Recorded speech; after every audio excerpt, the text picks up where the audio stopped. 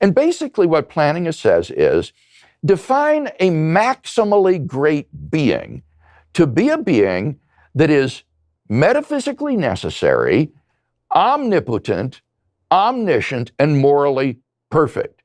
Now, if it's possible that there is such a being, then there's a possible world in which that being exists. But if a maximally great being exists in any possible world, it exists in all possible worlds. That's part of what it means to be maximally great. Therefore, it exists in the actual world. Therefore, a maximally great being exists. And the steps of this argument, your viewers may be surprised to learn, are actually relatively uncontroversial. The whole argument stands or falls with the first premise. Is it possible that a maximally great being exists?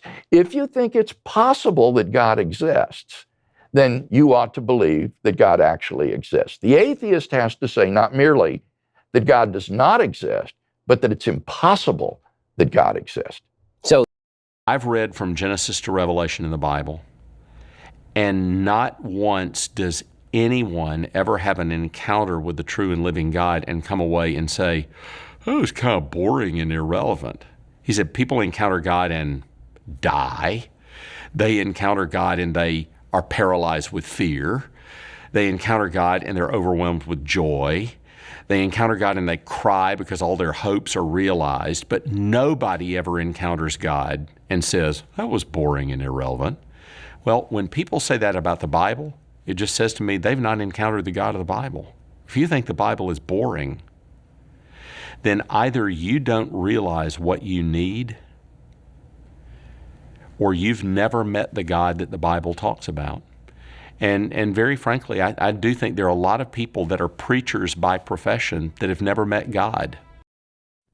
Check this out. The Hebrew word Adam, Hebrew words are built, they're not just spelled. The word Adam is Aleph, Daled, Mem.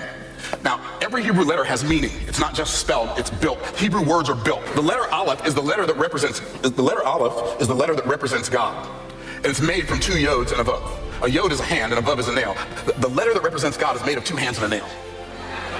What? So this letter represents God. The name Elohim begins with an Aleph. The word Daled Mem spells the word dome, which means blood. We know that the life of the flesh is in the, talk to me, y'all, the life of the flesh is in the, so here's what a man is. A man is a godlike creation with flesh and blood. And our objective is to make the man, the flesh and blood part of us becoming more like the God part of us. That's what it means to be a man. Are y'all tracking? So God is most concerned with our being. We are most concerned with our habit.